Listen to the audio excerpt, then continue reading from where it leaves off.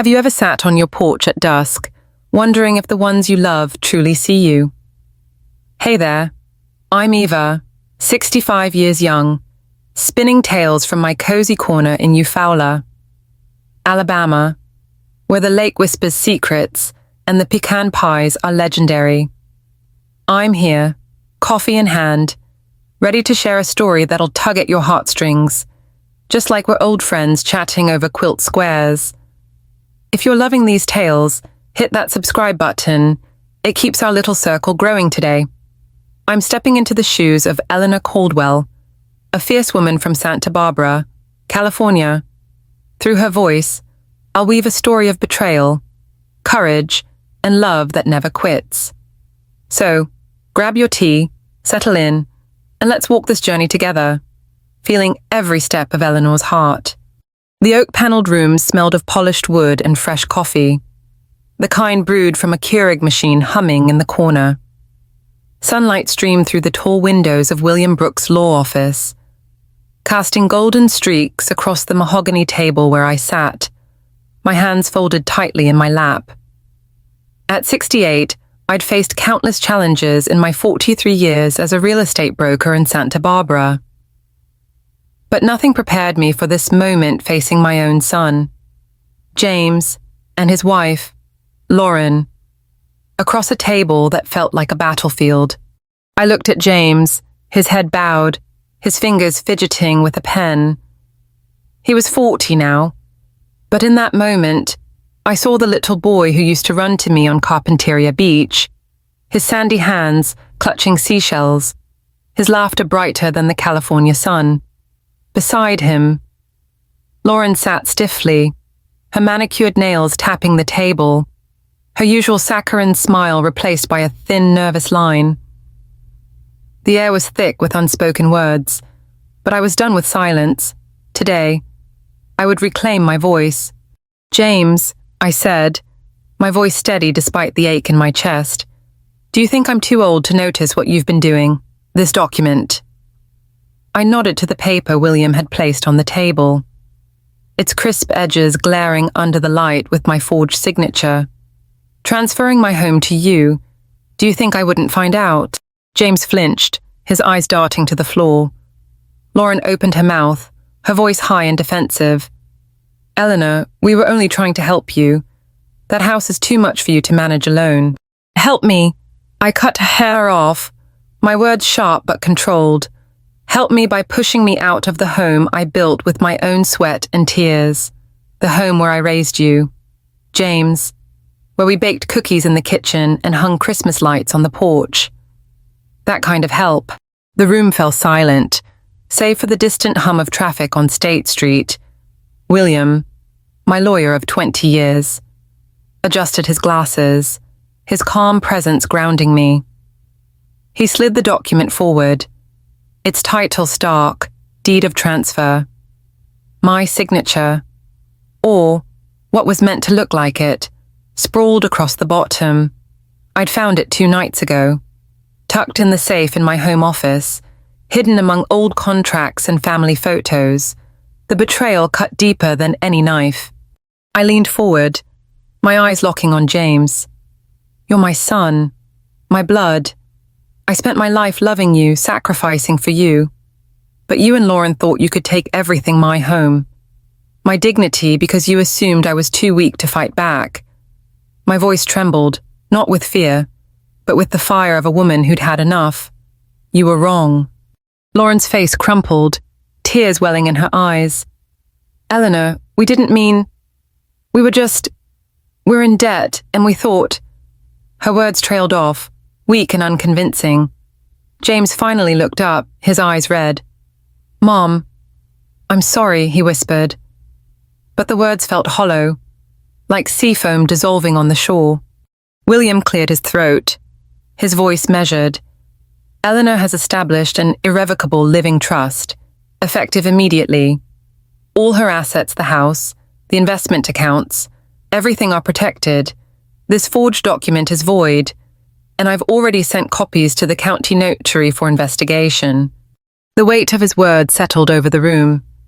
Lauren's tears fell freely now, smudging her mascara.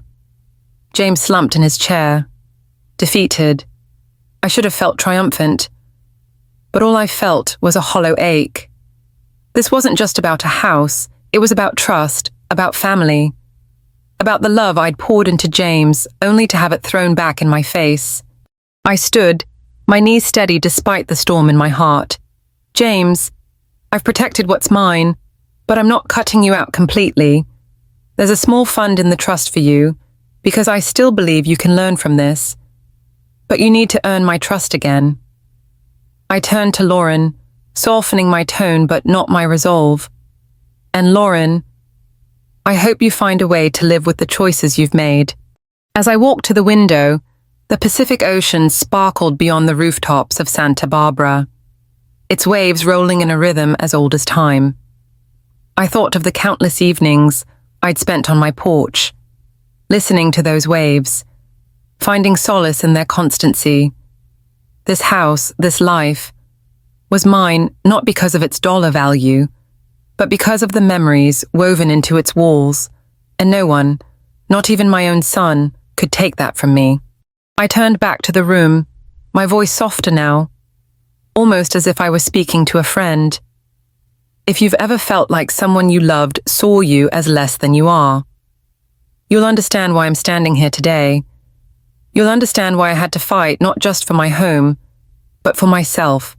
The meeting ended quietly. James and Lauren left without another word, their footsteps echoing in the hallway. William patted my shoulder, his eyes kind. You did well, Eleanor. Not many could have handled this with such grace. I smiled faintly, but my mind was already drifting back to the days when this all began, when the first cracks appeared in the family I'd built. To tell you the truth, it wasn't one moment that led to this showdown. It was a slow unraveling, like a sweater losing its threads one by one. Let me take you back to where it started, to the quiet mornings in my kitchen, where the smell of fresh-baked cookies still lingered, and the sunlight danced on the sea. The ocean was my constant companion in Santa Barbara, its waves a lullaby that greeted me each morning. My home, perched on a bluff overlooking the coast, was more than just a house, it was a sanctuary. The kitchen, with its worn oak table and mismatched chairs, held the heart of my memories. I could still see James, barely 5, his chubby hands covered in flour as we rolled out cookie dough, his giggles filling the air. Those were the days when love felt simple, when a mother's hug could fix anything. But time has a way of complicating things. James grew up, moved out, built a life of his own. I was proud of him, even when his real estate ventures faltered, leaving him drowning in debt. When he married Lauren, I welcomed her with open arms, hoping she'd be the partner he needed. She was polished, ambitious, always posting photos of their perfect life on Instagram, brunch at Pierre's, sunsets at Butterfly Beach. But beneath the filters, I saw something else, a hunger, a need to prove herself, no matter the cost. It started small. Lauren would drop by with a box of pastries, her smile too bright, her words too careful. Eleanor, you should take it easy, she'd say, her eyes scanning the antique credenza in the dining room. This house is so big for one person. James echoed her, his tone more direct. Mom, you're not getting any younger. A place like Sunset Gardens could be good for you. Sunset Gardens, a fancy name for a senior living facility. With manicured lawns and bingo nights, the idea made my skin crawl. I brushed it off at first, chalking it up to concern. But then the signs became harder to ignore. My blood pressure pills, always kept in a neat row in the medicine cabinet, started showing up on the kitchen counter, as if I couldn't be trusted to take them. Then came the calls from Wells Fargo, my bank of 30 years, asking about unusual activity on my account transactions I hadn't authorized. I'd lie awake at night, the waves outside my window no longer soothing, my mind racing with questions. Was it possible, could my own son, my James, be part of this? The truth hit me like a wave crashing on the rocks. 2 nights ago, I'd gone to my home office, a cozy room lined with books and old contracts. The safe, hidden behind a painting of the Santa Barbara mission, held my most important documents. I hadn't checked it in months, but something, call it instinct, urged me to look. There, among my will and property deeds, was a new document, one I'd never seen. A deed of transfer, signing my home over to James. My signature, or a close imitation, stared back at me. I sat there, the paper trembling in my hands, my heart breaking. I thought of the summer of 1985, when James and I camped in Yosemite, his small hand in mine as we watched the stars. "You're the best mom," he'd said, his voice full of love. Where had that boy gone? How had we come to this? But as the shock faded, something else took its place, a fire, deep and fierce. I wasn't just a mother betrayed, I was Eleanor Caldwell, a woman who'd closed million-dollar deals, who'd navigated the cutthroat world of real estate when women were barely welcomed. I'd built this life, this home, and I'd be damned if I let anyone take it from me. The next morning, I called William. "I need to see you," I said, my voice calm but resolute. "And bring your best coffee. We've got work to do." By the time I hung up, I knew what I had to do. A living trust, airtight and irrevocable, would protect everything: my home, my savings, my legacy. And that forged document, it would be their undoing. Now, standing in William's office, the weight of that moment lingered.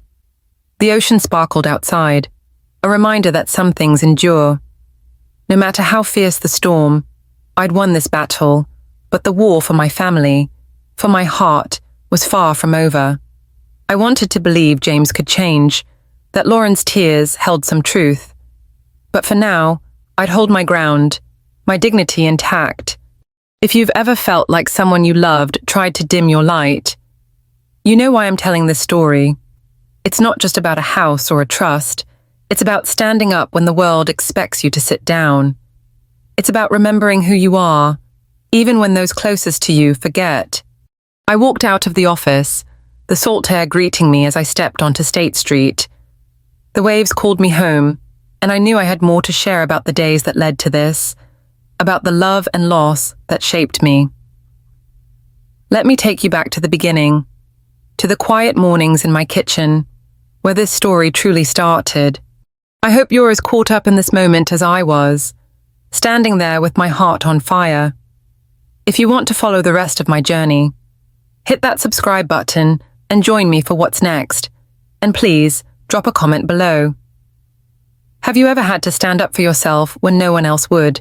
Your stories mean the world to me, and I can't wait to read them. The kitchen was always my sanctuary, every morning, as the first light of dawn crept over the Santa Barbara hills. I'd stand at the counter, the smell of fresh coffee mingling with the salty breeze from the Pacific. My old oak table, scratched and worn from years of family dinners, held stories in its grain-spilled juice from James's childhood, the faint ring from my late husband's coffee mug. At 68, I found comfort in these small rituals, brewing a pot of Pete's coffee, slicing peaches from the farmer's market, listening to the waves crash below my bluff. But lately, the warmth of this kitchen couldn't quite chase away the chill in my heart. I sat down with my coffee, the mug warm against my palms, and let my mind drift back to the days when this house was filled with laughter. It was 1978, and Santa Barbara was a quieter place then, its streets lined with eucalyptus trees and pastel bungalows. My husband, Robert, and I had just bought this house, a fixer-upper with creaky floors and a view that stole our breath. We were young, barely 30, with a toddler, James, toddling around, his chubby hands clutching my skirt. I can still see him, his curly hair catching the sunlight, running across Carpinteria Beach with a plastic bucket, shouting, "Mommy, look." A shell, I'd scoop him up, sand sticking to his cheeks, and we'd laugh until the sunset painted the sky pink. Those were the days when love felt like enough. Robert and I worked hard, him at his accounting firm, me starting out as a real estate agent in a man's world. I'd come home from showing houses, my heels sore, and find James waiting in the kitchen, eager to help me roll out cookie dough. We'd make a mess, flour dusting his nose, and Robert would pretend to scold us before sneaking a warm cookie. This house, with its wide porch and ocean view, wasn't just a home, it was our dream, built on sweat and sacrifice. Robert's been gone 10 years now, taken by a heart attack that came too soon. I learned to live with the quiet, filling my days with the book club at the Santa Barbara Public Library, morning walks along Shoreline Park, and the occasional lunch with my friend Dorothy Harper. But James, my only child, was my anchor, even as he grew up, moved out, and started his own life. I held on to the belief that our bond was unbreakable. That is, until Lauren came along, and the cracks in my world began to show. I took a sip of coffee, the bitterness grounding me, and glanced at the photo on the fridge, James and Lauren at their wedding 5 years ago, smiling under a canopy of fairy lights at the Santa Barbara courthouse. James, 35. Then, looked handsome in his navy suit, his eyes bright with hope. Lauren, radiant in white, clung to his arm, her smile polished like the pearls around her neck. I'd been so happy that day, thinking she'd be the daughter I never had.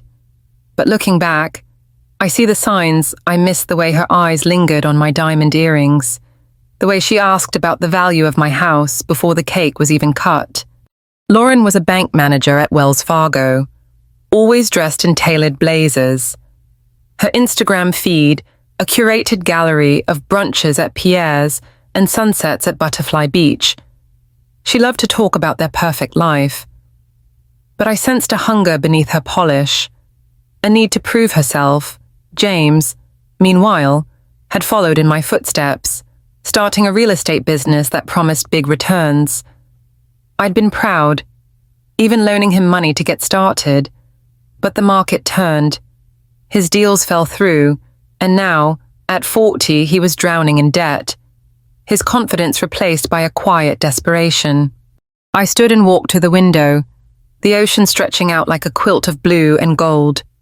The waves reminded me of a summer long ago, 1985, when James was 10. We'd gone camping in Yosemite, just the three of us.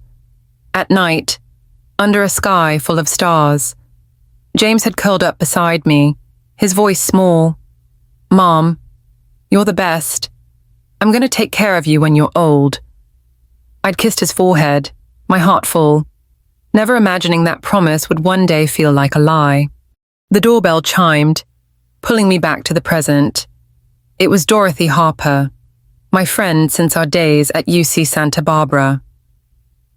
At 70, Dorothy was a forced silver hair pulled into a loose bun, eyes sharp with the wisdom of a retired teacher who'd seen it all.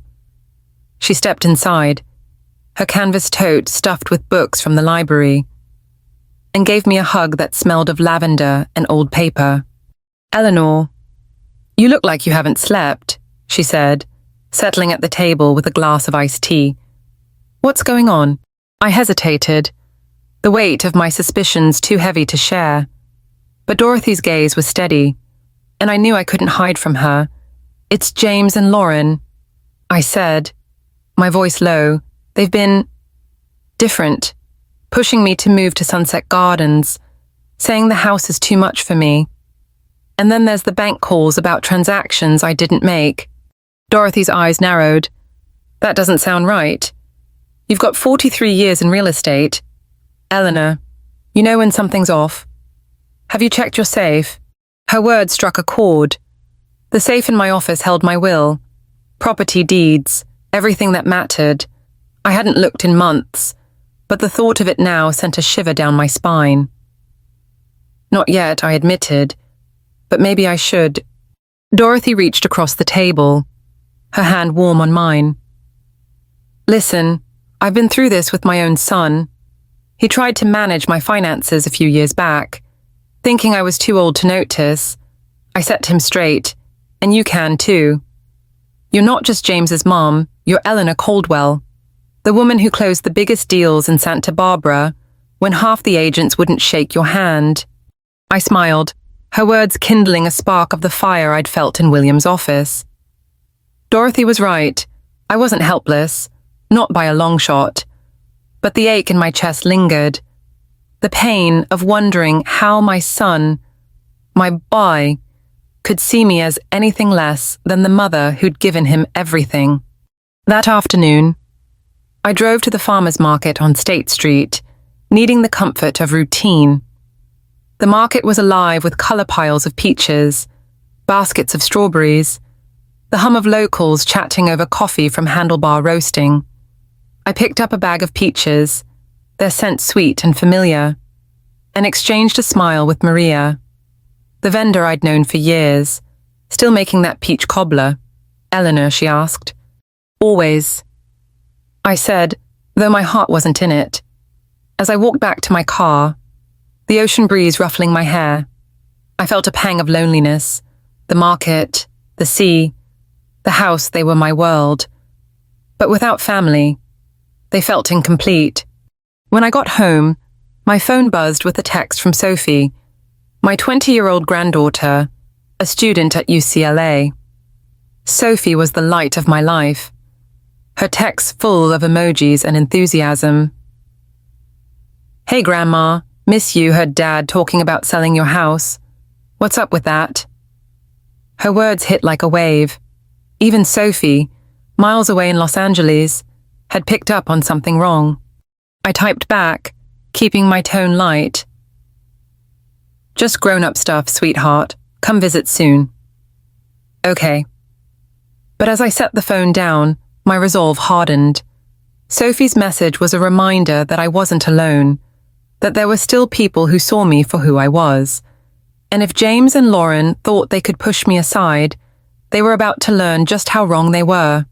That evening, I met Dorothy and a few friends from the book club at Bella Vista, a cozy restaurant overlooking the harbor.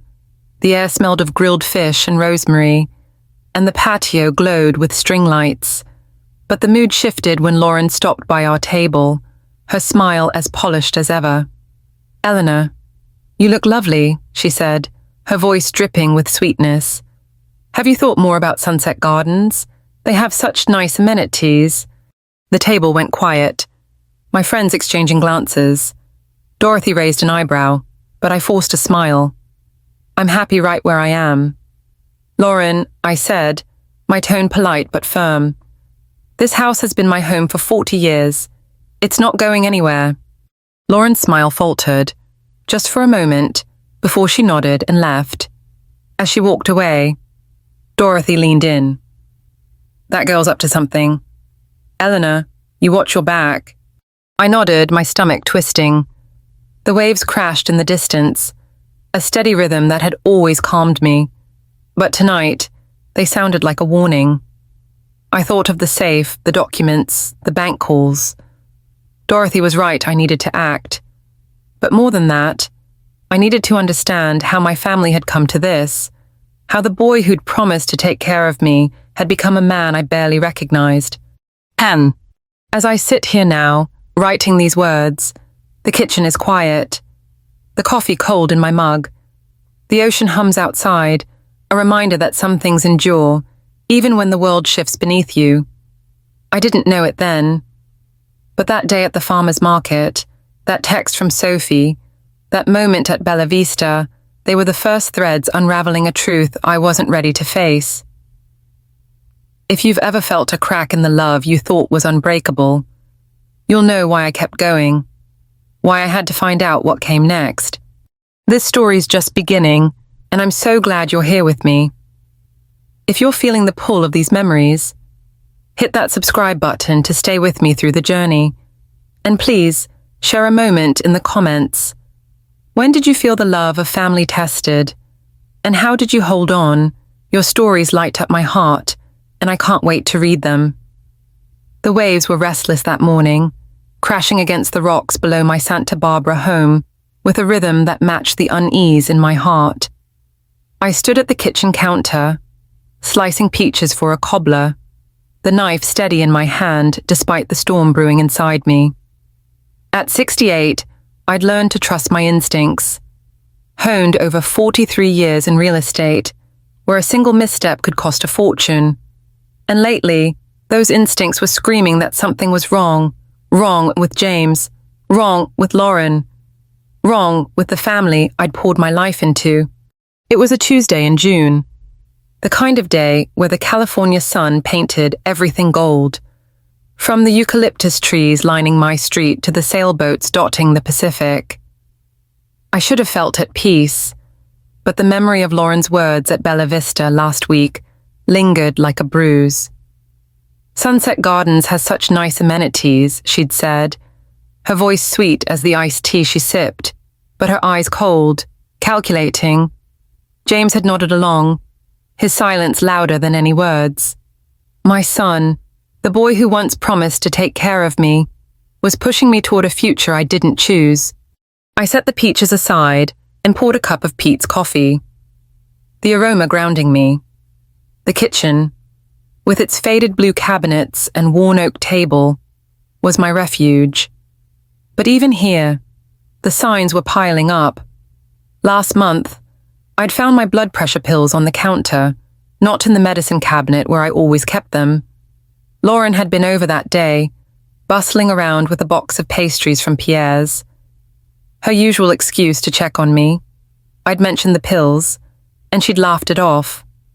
Oh, Eleanor, I must have moved them while cleaning. You know how forgetful I can be. But her smile didn't reach her eyes, and I wasn't buying it. Then there were the calls from Wells Fargo, my bank since I bought this house in 78. The first came 2 weeks ago. A polite voice asking if I'd authorized a transfer from my savings account. No, I'd said, my pulse quickening.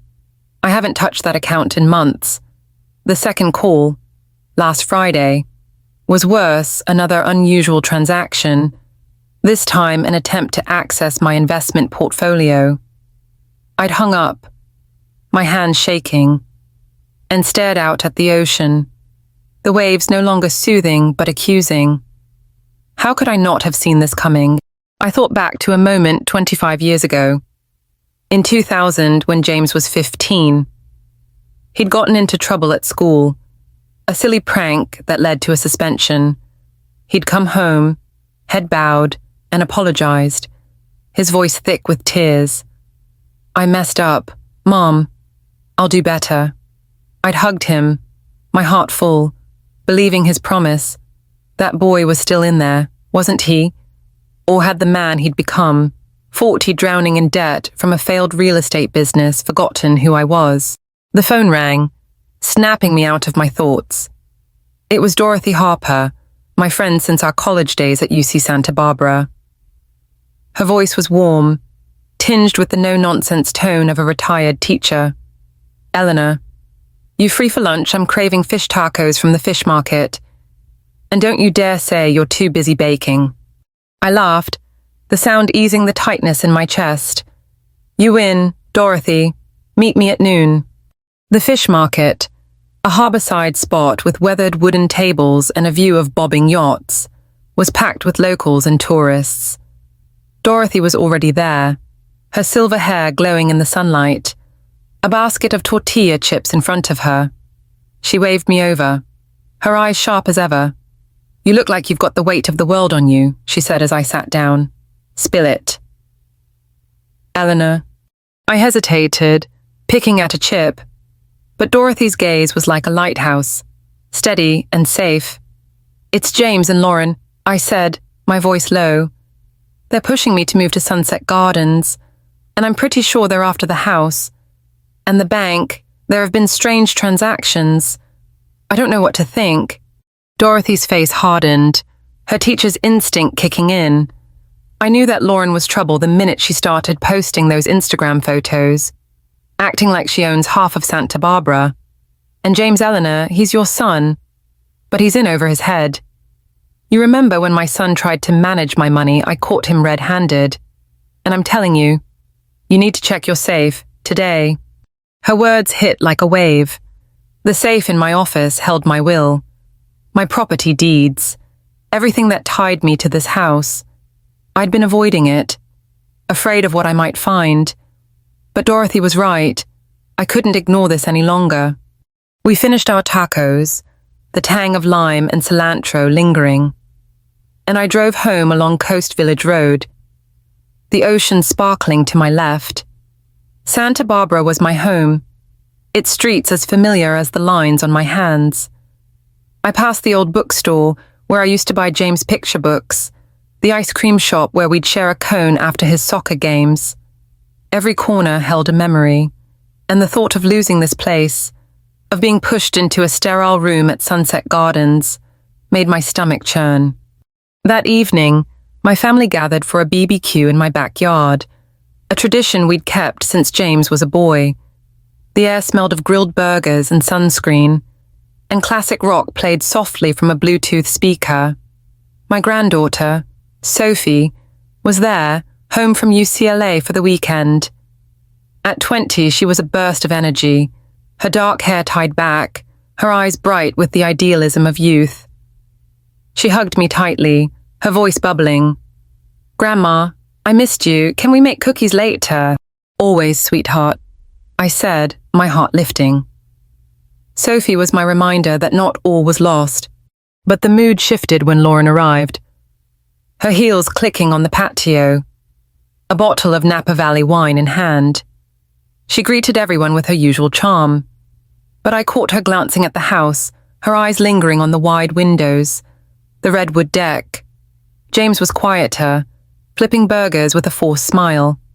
As the sun dipped below the horizon, painting the sky orange, Lauren sidled up to me, her voice low. "Eleanor, have you thought more about Sunset Gardens?" she said, her tone dripping with concern. "They have a pool, a spa, even art classes. It'd be so much easier for you." I gripped my lemonade glass, the ice clinking. "Lauren, I've told you I'm fine here. This house is my home. I've managed it for 40 years, and I'm not stopping now." She smiled, but it was tight, like a mask slipping. "Of course. Eleanor, we just worry about you, that's all." James joined us, a burger in hand. "Mom, Lauren's right. You don't need the stress of a big house. We could help you sell it, take the pressure off." The words hit like a slap. Sell my house, the place where I'd raised him, where Robert and I had danced in the living room to Sinatra records. I looked at James, searching for the boy who'd promised to take care of me. But all I saw was a man weighed down by debt and desperation. "I'm not selling," I said, my voice firm. "This conversation is over." Lauren's smile faltered, and James looked away. But the damage was done. As the BBQ wound down, Sophie pulled me aside, her face serious. "Grandma, I overheard Dad and Lauren talking in the kitchen. They were saying something about getting the house appraised. I don't know what's going on, but it didn't sound good." I hugged her, my throat tight. "Thank you, Sophie. Don't worry, I'll handle it." That night, alone in my bedroom, I sat on the edge of the bed, the waves outside my window a restless lullaby. I thought of Dorothy's warning, of Sophie's concern, of the bank calls and misplaced pills. The pieces were coming together, and they formed a picture I didn't want to see. But I couldn't look away anymore. I walked to my office, the room dark except for the glow of a desk lamp. The painting of the Santa Barbara mission hung on the wall, a gift from Robert on our 10th anniversary. Behind it was the safe, its combination etched in my memory. My fingers trembled as I turned the dial, the click of the lock loud in the silence. Inside were my will, my deeds, and a folder I didn't recognize.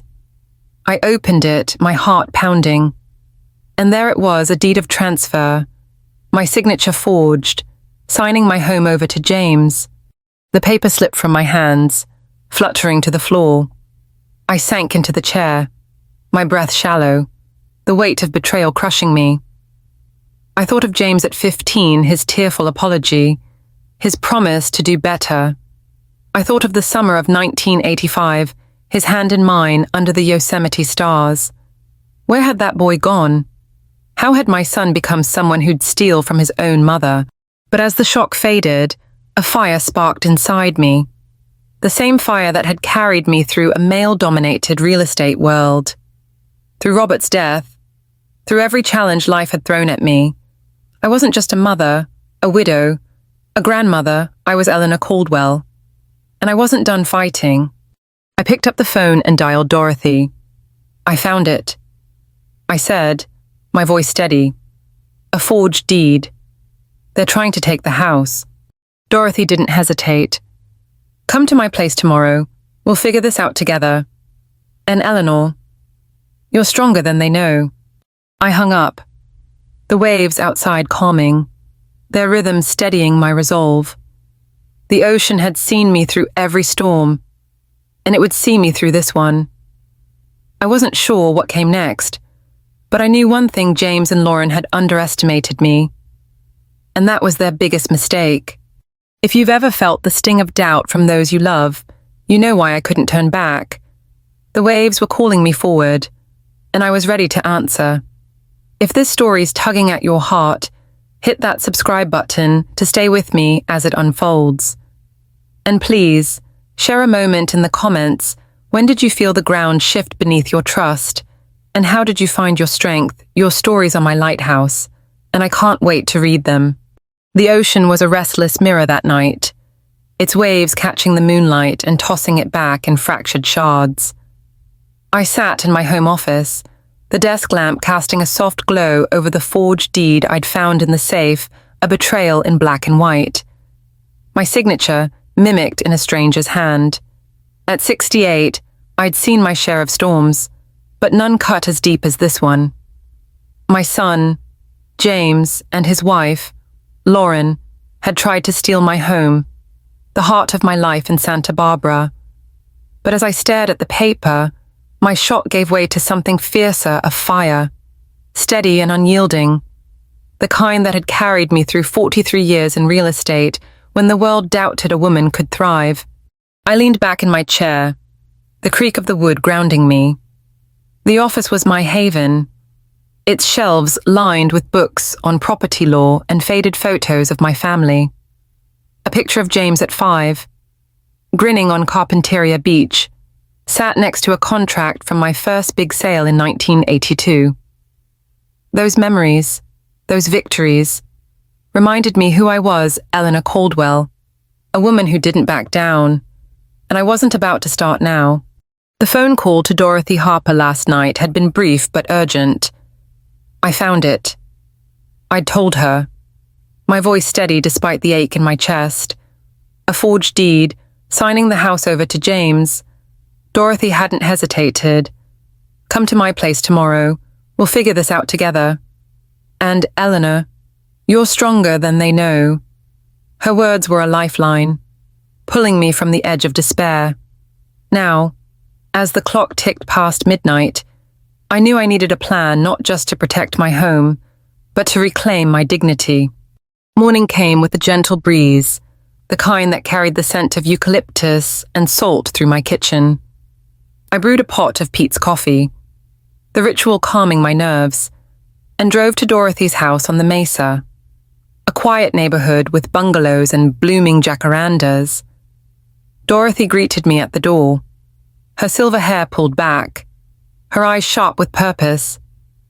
She led me to her living room, where a tray of scones from Janine's bakery waited on the coffee table. "All right, Eleanor," she said, pouring tea from a chipped porcelain pot.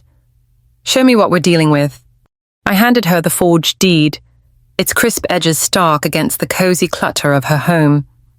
Dorothy studied it, her brow furrowing. "This is sloppy work," she said, her teacher's voice cutting through the silence. "The notary seals off, and the date's inconsistent. Whoever did this underestimated you." I nodded, my resolve hardening. "It's James and Lauren, the bank calls, the pills left out, the talk of Sunset Gardens, it's all connected.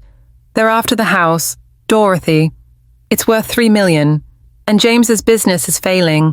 They think I'm too old to notice. Dorothy set the paper down, her gaze steady. They're wrong. You've closed deals bigger than their dreams, and you've got the sharpest mind I know, but you need more than this paper. Have you checked your bank records? Her question jolted me. The calls from Wells Fargo had been nagging at me, but I'd been too shaken to dig deeper. Not yet, I admitted, but I will. Good, Dorothy said, handing me a scone. Start there, and call William Brooks. If anyone can lock this down, it's him. My son tried to pull something similar, and a good lawyer stopped him cold. You're not alone in this. Eleanor. I drove home. Dorothy's words echoing in my mind. The ocean sparkled to my left, its waves a reminder of the strength I'd always found in this place. Santa Barbara wasn't just a city, it was my anchor, its streets woven with memories of Robert, James, and the life we'd built. I couldn't let that go, not without a fight. That afternoon, I sat at my kitchen table with a laptop, logging into my Wells Fargo account. The transactions were there, just as the bank had said 2 attempted transfers. One for $10,000, another for $25,000, both flagged and blocked. The IP address linked to the attempts wasn't mine, but the account had been accessed from a branch in Santa Barbara, Lauren's branch. My stomach twisted. Lauren, with her polished smile and Instagram-perfect life, had been digging into my finances. I closed the laptop, my hands trembling, and walked to the window. The Pacific stretched out, endless and unyielding, its waves whispering courage. I thought of a moment in 1985 when James was 10, and we'd stood on this very bluff, watching a storm roll in. Mom, are you ever scared? He'd asked. His voice small. I'd knelt beside him, my hand on his shoulder. Sometimes, sweetheart. But fear means you're alive, and being alive means you keep fighting. I'd believed those words then, and I needed to believe them now. The next morning, I met William Brooks at his office downtown, a sleek space with views of the Santa Barbara courthouse. William, 60 and silver-haired, had been my lawyer for 2 decades, his calm demeanor a perfect counterpoint to my fire. He greeted me with a warm handshake and a cup of coffee from Handlebar Roasting. Eleanor, you sounded serious on the phone. What's going on? I slid the forged deed across his desk, my voice steady. James and Lauren tried to transfer my house to themselves, and there have been unauthorized attempts on my bank accounts. I want everything protected: my home, my savings, my legacy. Can you set up an irrevocable living trust? William studied the deed, his expression darkening. This is fraud. Eleanor, we can send this to the county notary for investigation, but you're right to act now. A living trust will lock down your assets. No one can touch them without your consent. With your 43 years in real estate, I'm not surprised you caught this. I managed a small smile. I've seen enough shady deals to know one when it's in my own house. William nodded, jotting notes. I'll draft the trust today. We'll transfer the house, your investment accounts, everything. And I'll need a list of beneficiaries: James, Sophie, anyone else. I hesitated, the weight of the question pressing on me. James was my son, but he'd betrayed me. Still, I couldn't cut him out completely. James gets a small fund. I said, enough to help him start over, but not enough to tempt him. Sophie gets a share for her education. The rest goes to a foundation I'm thinking about, for seniors like me who need protection. William raised an eyebrow, impressed. A foundation. That's bold. Eleanor, I'll make it happen. In the meantime, keep that deed safe, it's evidence. I left his office feeling lighter, the first rays of hope breaking through the clouds. But I wasn't done. Back home, I called Sophie, my granddaughter, whose text about James's talk of selling the house had been a wake-up call. She answered on the first ring. Her voice bright. Grandma, I'm in the library. drowning in law books. How's everything? I smiled, picturing her at UCLA, surrounded by stacks of books. I'm okay, sweetheart. But I need your help. Your dad and Lauren are up to something with the house. I found a forged document, and I'm working with William to stop them. Can you keep an ear out? Anything you hear could help. Sophie's tone shifted. Serious now. Grandma, I knew something was off. Dad's been stressed, and Lauren's always on her phone, talking about big plans. I'll let you know if I hear anything. And Grandma, you're a badass. I laughed, the sound easing the tension in my chest. Language, Sophie, but thank you. I love you. That evening, I drove to the Santa Barbara Public Library, needing the quiet of its reading room to think. The library, with its Spanish-style arches and smell of old books, was a place of solace. I pulled a book on property law from the shelf, a habit from my early days as an agent, and sat by a window overlooking the courtyard. As I flipped through the page, I remembered my first deal in 1982, a beachfront condo that no one thought I could sell. I'd proved them wrong then, and I'd proved James and Lauren wrong now. I spent the next day with Dorothy, going through my bank records at her dining table, a plate of oatmeal cookies between us.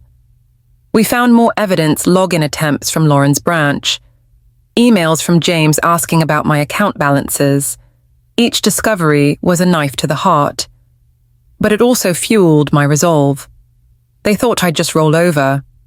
I said, my voice tight, they forgot who I am. Dorothy grinned, her eyes glinting. Oh, they're about to remember. You're Eleanor Caldwell, the woman who sold half of Santa Barbara before they were born. Let's make sure they never forget it. By the end of the week, William had the trust ready. I signed the papers in his office, the pen steady in my hand, each stroke a declaration of my strength. The house, the savings, everything was protected, but I wasn't just playing defense. I told William to arrange a meeting with James and Lauren, to confront them with the forged deed. I wanted them to see me not as a frail old woman, but as the mother who'd given them everything, and the woman who wouldn't be broken. As I drove home along Coast Village Road, the ocean sparkled under the setting sun, its waves a symphony of resilience. I thought of a moment in 1978 when Robert and I stood on this bluff, James asleep in my arms. We did it, Eleanor, Robert had said, his voice full of pride. This is our home. That home was still mine. And no one, not even my own son, could take it away. I parked in my driveway, the salt air greeting me like an old friend. The waves whispered their approval, and I knew I was ready for what came next. James and Lauren had set the storm in motion, but I was the one who'd steer it to shore. If you've ever had to dig deep to protect what matters most, you know the fire burning in me now. The ocean's still singing, and I'm not done yet. If this story's stirring something in you, hit that subscribe button to see how it unfolds. And please, share a moment in the comments. When did you find the strength to stand your ground? Your stories are my anchor, and I can't wait to read them. Can't wait to. The morning of the meeting felt like the calm before a storm. The kind that rolls in over the Pacific and leaves everything changed. I stood on my porch, the salt air cool against my skin, watching the waves crash below my Santa Barbara home. At 68, I'd learned to face challenges head-on. 43 years in real estate had taught me that. But today wasn't about a deal or a contract. It was about my family, my son James, and the betrayal that had brought us to this moment. As the sun climbed higher, painting the sea with gold, I felt a fire in my chest, not anger, but resolve. I was ready to reclaim my voice. The drive to William Brooks' law office was quiet. The streets of Santa Barbara waking up with the hum of coffee shops and joggers. I passed the courthouse, its red-tiled roof glowing in the morning light, and remembered the day I'd closed my first big sale in 1982. I'd been underestimated then, a young woman in a man's world. But I'd proved them wrong. Today, I'd do it again not for a client, but for myself. William's office was a familiar sanctuary, its oak-paneled walls and smell of polished wood grounding me. The Keurig in the corner hissed as I arrived, and William greeted me with a warm smile, his silver hair catching the light. "Eleanor, you look ready," he said, gesturing to the mahogany table where we'd soon face James and Lauren. "The trust is airtight, and the forged deed is with the notary. You're in control." I nodded, my hands steady as I set my purse down. "Thank you, William. This isn't just about the house, it's about showing them who I am." He patted my shoulder, his eyes kind. "They're about to find out." James and Lauren arrived at 10, their footsteps echoing in the hallway. James looked tired, his navy blazer rumpled, his eyes avoiding mine. Lauren, as always, was polished, her cream blouse crisp, her nails a perfect coral, but her usual confidence seemed brittle, like a shell ready to crack. They sat across from me, the table a chasm between us, and I felt a pang of sorrow. This was my son, the boy I'd raised in my kitchen, and his wife, the woman I'd welcomed like a daughter. How had we come to this? William broke the silence, his voice calm but firm. "We're here to discuss a serious matter. Eleanor, would you like to start?" I took a deep breath, my gaze steady on James. "I found a document in my safe," I said, my voice clear despite the ache in my chest. "A deed of transfer, signing my house over to you. James, my signature, or what was meant to look like it, was on it. Did you think I wouldn't notice?" James flinched, his hands gripping the edge of the table. Lauren's face paled, her lips parting, but no words came. I nodded to William, who slid the forged deed across the table, its stark lines accusing under the light. "This is fraud," I continued, my tone measured but unyielding. "And it's not all. There were attempts to access my bank accounts, transactions I didn't authorize, from your branch, Lauren." Lauren's eyes widened, her voice high and shaky. "Eleanor, I didn't. We were just trying to help you. The house is so big, and you're not getting younger. Help me." I cut her off, my words sharp but controlled. "Help me by forging my signature, by trying to take the home I built with my own hands. Where I raised James, where we hung Christmas lights and baked cookies. That's not help. Lauren, that's betrayal."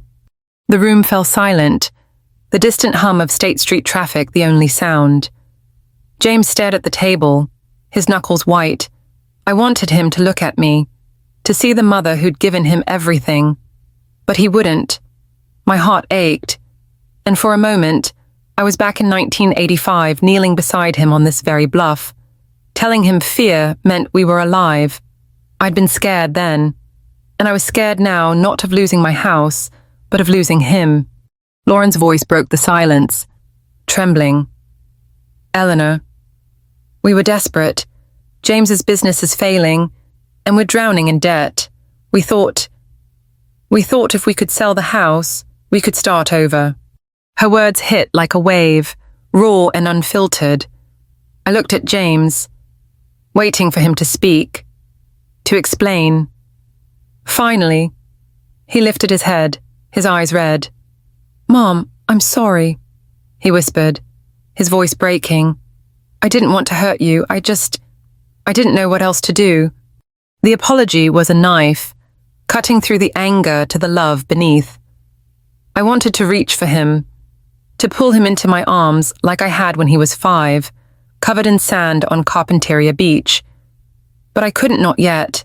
"James," I said, my voice softer now, "you're my son.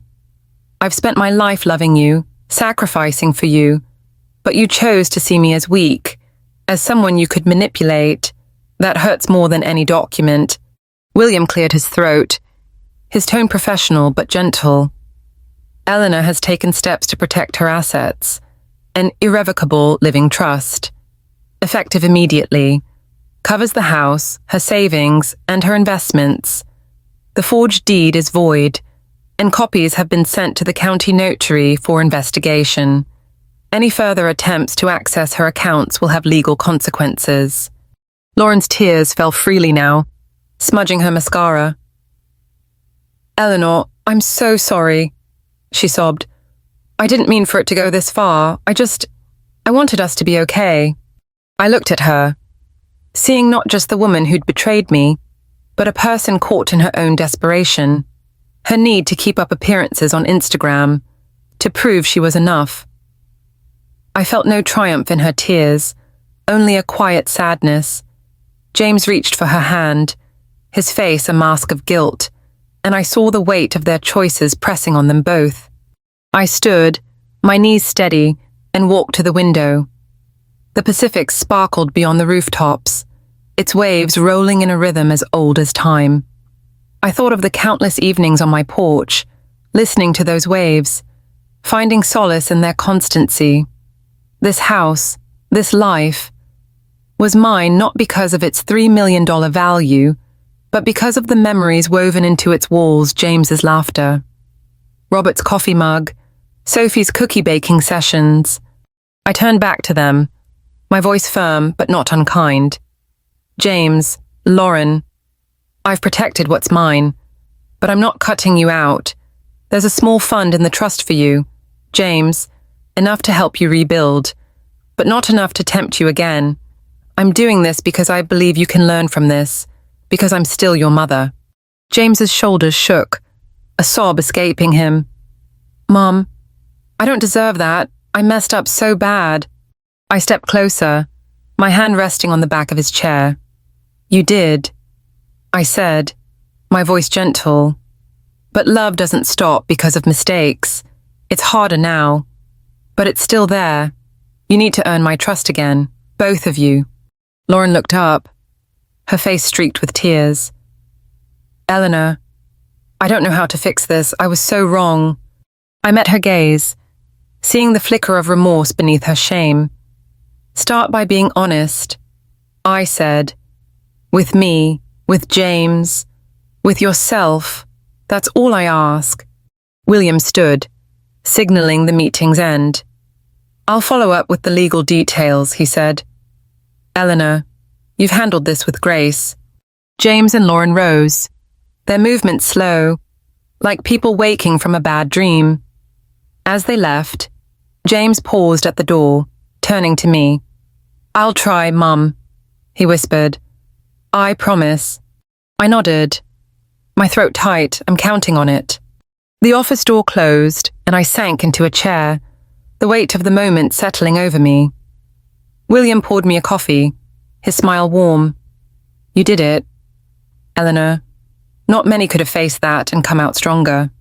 I sipped the coffee, its bitterness grounding me. I didn't feel strong. I admitted, I felt like a mother who's losing her son. He shook his head. "You're not losing him. You're giving him a chance to find his way back." I drove home. The ocean a steady companion to my left. The waves whispered of resilience, of storms that pass and skies that clear. That evening, I invited Sophie over, needing her light to balance the heaviness of the day.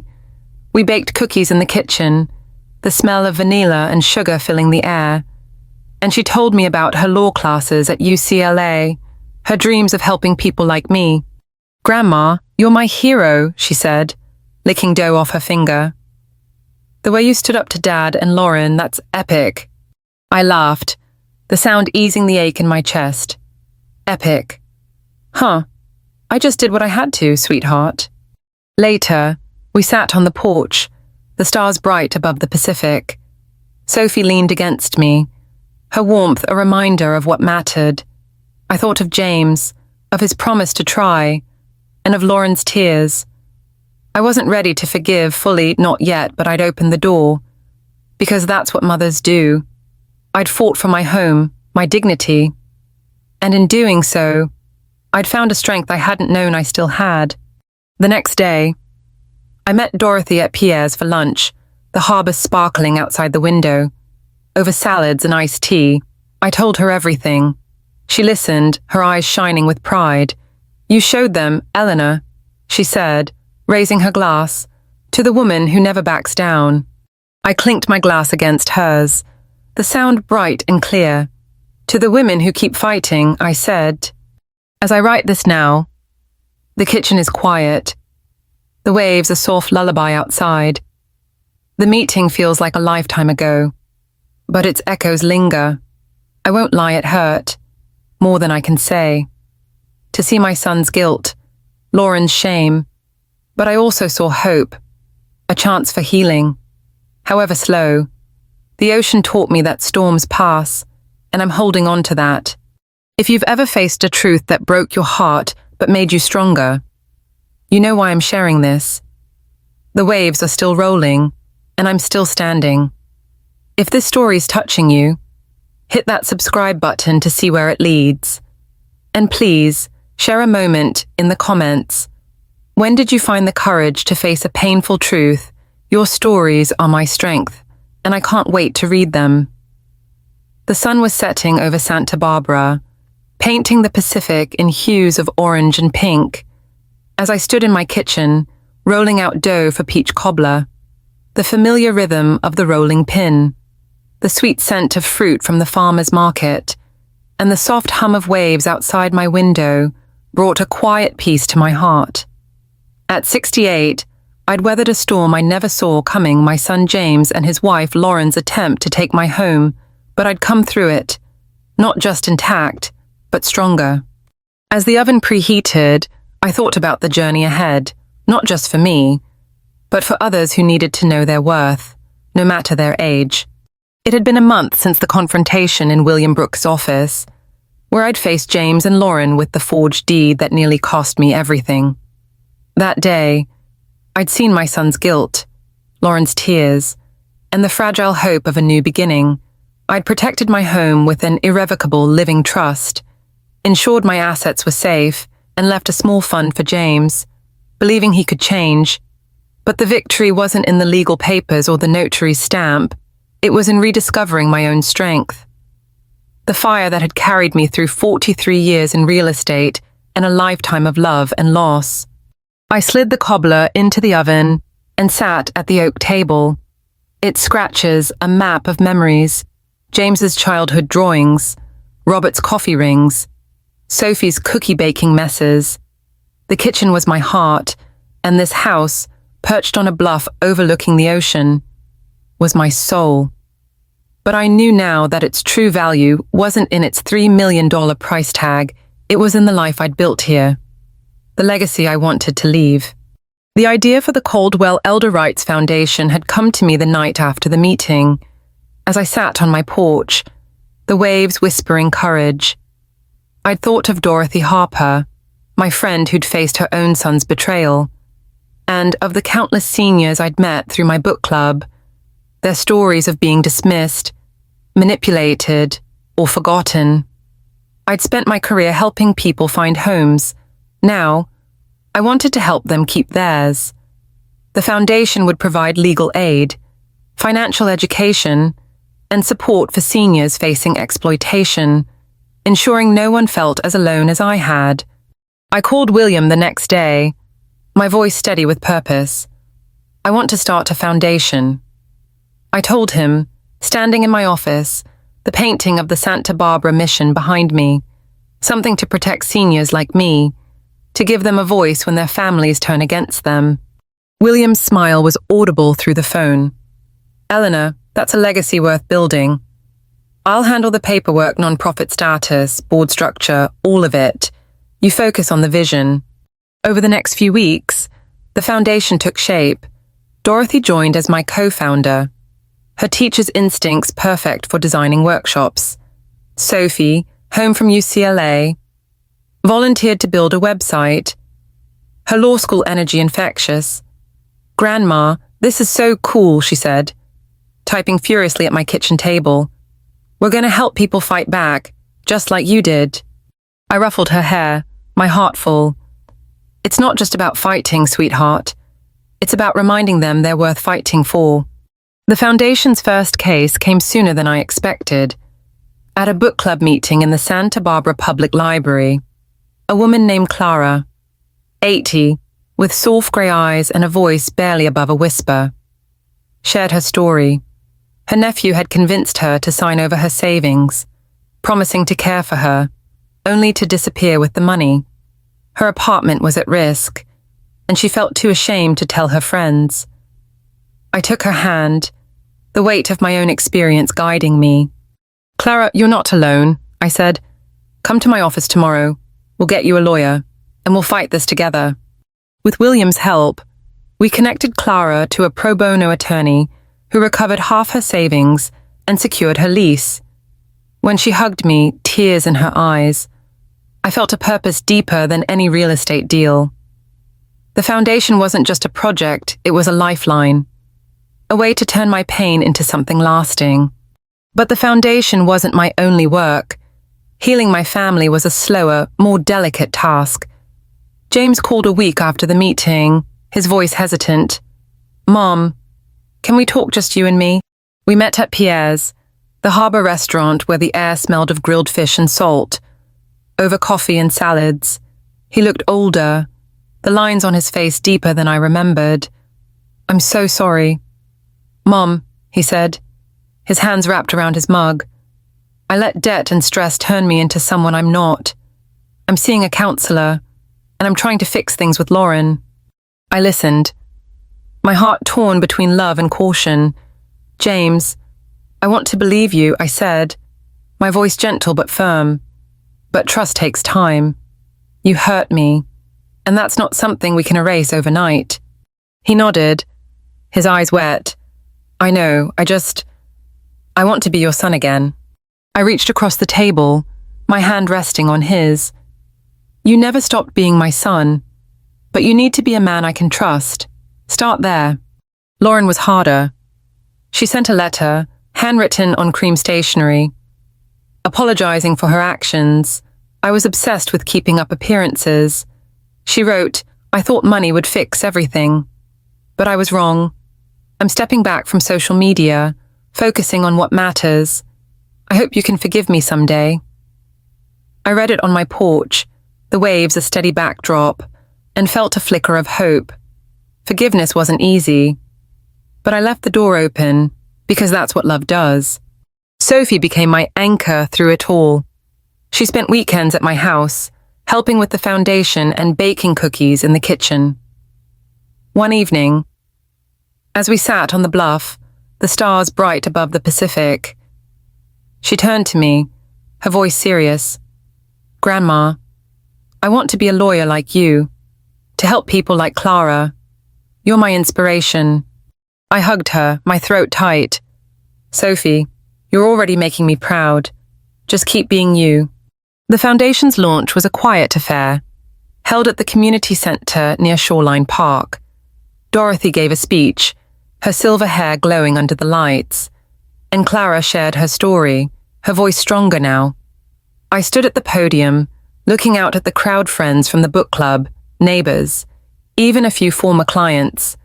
"This foundation is for anyone who's been told they're too old to matter," I said, my voice steady. "You're never too old to fight for your worth, to build a life you love." The applause was warm, like the Santa Barbara sun, and as I stepped down, Dorothy pulled me into a hug. "You did it, Eleanor," she whispered. "You turned a storm into sunlight."